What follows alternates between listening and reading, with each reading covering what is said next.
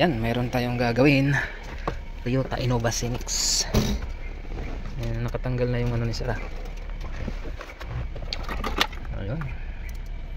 So splicing.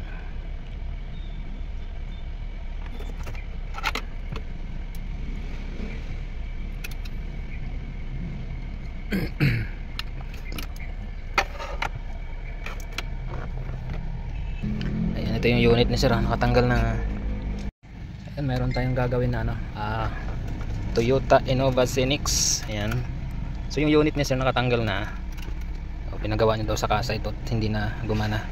So ang mangyayari, nagpapalit si Sir ng head unit na meron ng ano. Ang ilalagay natin dito ay meron ng 360 camera. Ayan. So nakatanggal na kasi grounded daw. So hanggang gusto ni Sir mag-upgrade na ng camera ng ano, head unit. Kaya pinalagay niya ay meron ng 360. Ito, ang Phoenix. Ayan. So ito marami ng ano, marami na akong ginawa nito. Sa Phoenix kasing bago, usually wala talagang ano, lumalabas na harness para sa V. So kaya ang nangyayari dito ay splicing na lang. Magandang pagkaka-splice naman ang ating gagawin. Yan, ito yung head unit nyo. Yung radyo nya, stock. Ayan. Okay. So ito yung unit ni Sir na ano, ipapakabit. Meron na ng 360 camera. Tapos ito na yung ano, meron siyang panel na kasama. Ayan. So okay. Iba yung harness niya. Ayan. Hintayin lang natin si Sir. Ito yung ano niya, 360. 31080 na. Okay. Nagawa na. Okay. Naikabit na natin tong ano. So ito talagang Innova na Phoenix na V. Wala talaga siyang ano, gumana ng steering control. Wala talaga siyang lumabas na wiring na plug and play. So ang ginagawa natin dito is splicing, pero maganda naman yung pagkaano. Ayan. Then working naman siya. Ayan. Steering control gumagana. Ayan. Okay. Just volume. Ayan. Working siya. So ito na. Tapos na yung head unit natin na ano, sa splicing, tapos na siya. And then nasusunod natin is itong mga side mirror. Ayan. So medyo natagalan tayo dito ng konti. Pero okay naman sa lahat. Working na lahat. Okay.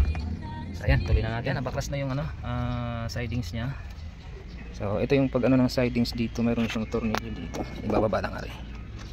Ayan. Tapos meron siyang dalawa. Tapos dito meron. Ayan, angat lang. Ayan ito. Tapos ito, angat natin to.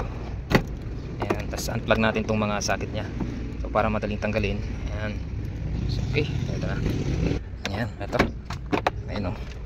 So maganda, madali lang siya baklasin. Tapos itong cover. Ayan.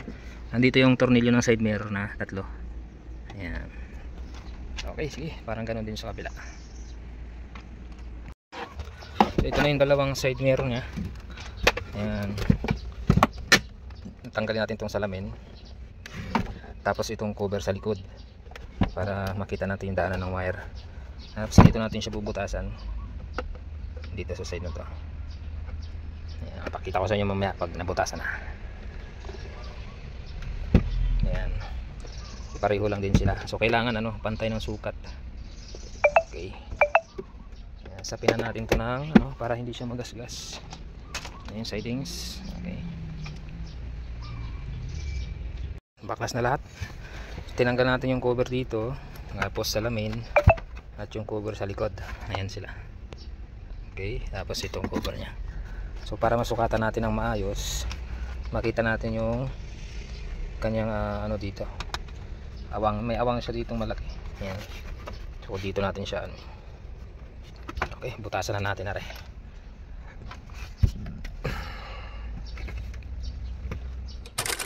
Ayan, butasan na natin. Pareho sila. Ayan. Pantay ang haba. Ayan, pantay ang luwang nya. Okay, so ginamitan natin ito. Tapos ang ilalagay natin na itong guma na mayroon siyang ano, Ayan, hindi siya pantay. Ayan. Okay. So meron kasing guma na pantay. So ang gagamitin natin ay yung hindi siya pantay kasi naka-ano siya, naka-slide. Ayan. Para magpantay yung camera, kailangan yung guma ang ano, yung may hindi pantay na guma ang ilalagay. Ayan, ganyan siya. Okay. Ayan, pantay siya. Ayan, parehas silang ilalagay.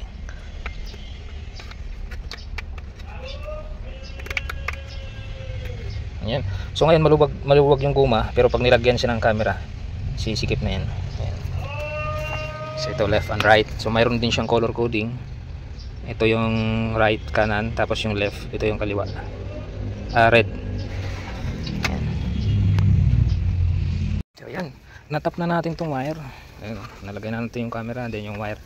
Tapos itong ano, signal trigger niya ay tatap natin dito sa signal light. Ito, mayroon siyang signal light dito. So kung wala namang signal light yung side mirror, pwedeng magtakbo ng wire papunta doon sa gilid ng ano, sa signal light, ito itatatap. So ito, mayroon siyang signal light sa side mirror. So hindi na kailangan magtakbo ng wire. Mas madali na siyang installan. Ayan. Tapos na at babalik na lang natin 'to lahat. Okay, ganun din yung isa. So nauna natin itong tapusin yung isa. Ayan.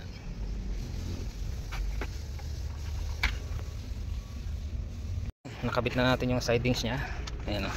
Ito yung camera. Ayan. So dalawang side mirror. Okay. So ayan. So andito na yung wire. Andito natin dinan sa guma.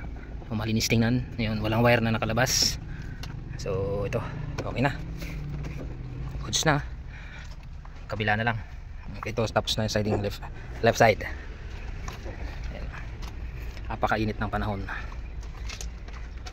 Marami pang sasakyan sila, sir. Ang dami. Ayan. Okay. So yan, ang ginagawa na natin dito ay yung front camera. Ayan, nakabit na natin tong front. So dito natin nilagay. Ayan. Ayan. Okay. Andyan yung front cam. Ayan. Tapos dinaan natin dito yung wire hanggang dun sa ano. Tapos meron siya sir ng TV Plus. Dinidikit lang yan. Okay. So front na lang, front na, tapos na yung front at tapos yung left and right. So ang kulang na lang dito ay likod na lang. Ayan, tapos na siya. Nandito na yung mga wiring. Ayan. Okay, likod na lang.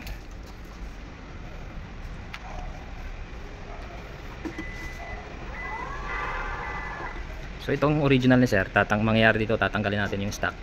Tapos dito rin natin ilalagay yung stock nya. So titingnan natin kung ano yung magandang gawin. Okay, so takbo na natin yung likod.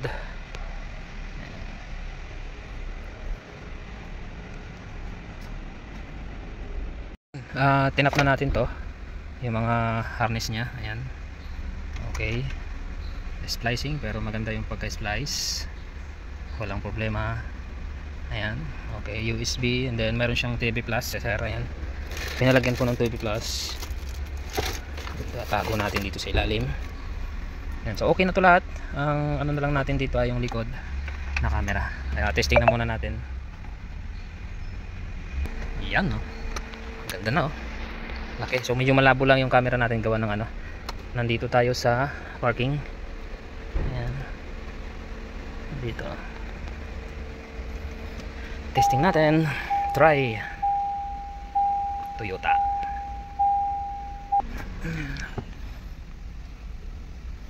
Ayan na. Tapos open yung 360. Ayun, oh. Okay, ayos. Brown out yung likod. Hazard. Ayun, oh. Napakaganda ng hazard nya. Ayun, pantay na pantay. Tapos okay, 3D. Ayan, okay na. So, medyo malabo lang dito sa ano, madilim.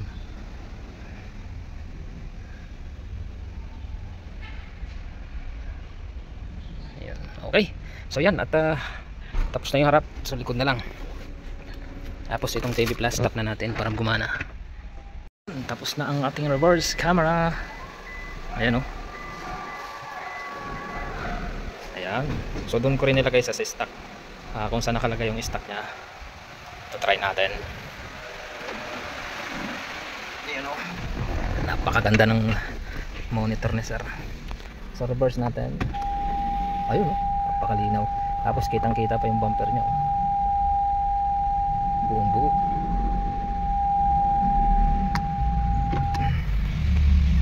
Ganyan kalinaw yung ating unit. Signal light, ayan, kaliwa, then kanan. Ayun, si sir, kita si sir. Ayan. So si sir may ginagawa dun sa gilid.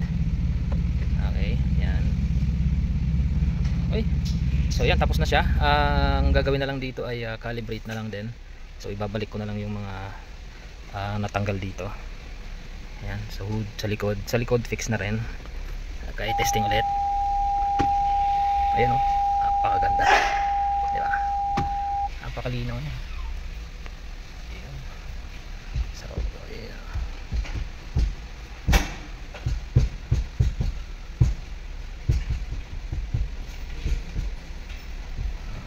So ayan, tapusin muna natin to. Fix muna natin lahat ng ating tinanggalan, then after nyan kakalibrate na natin to. Kakalibrate na tayo. Ayan.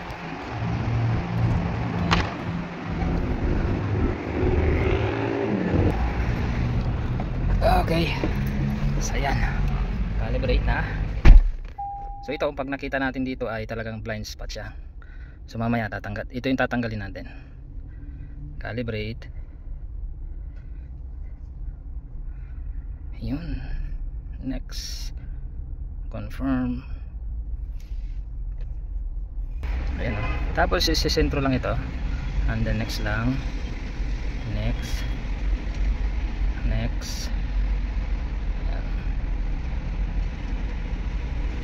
Susundan lang yan hanggang sa mag ano siya, maging hanggang sa magpantay. Tapos confirm.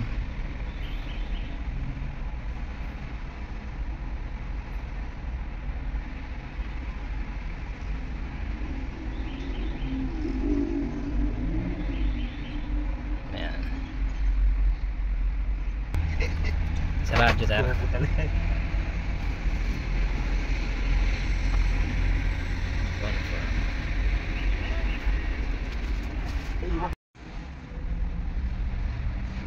Ayun.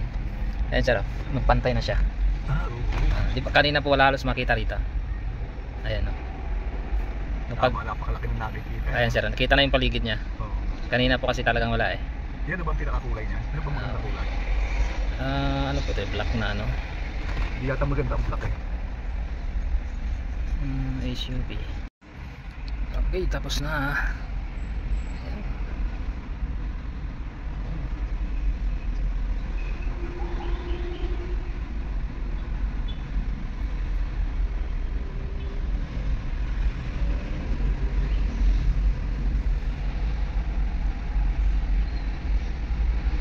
Mayroon siyang Dalawa yung ating CarPlay.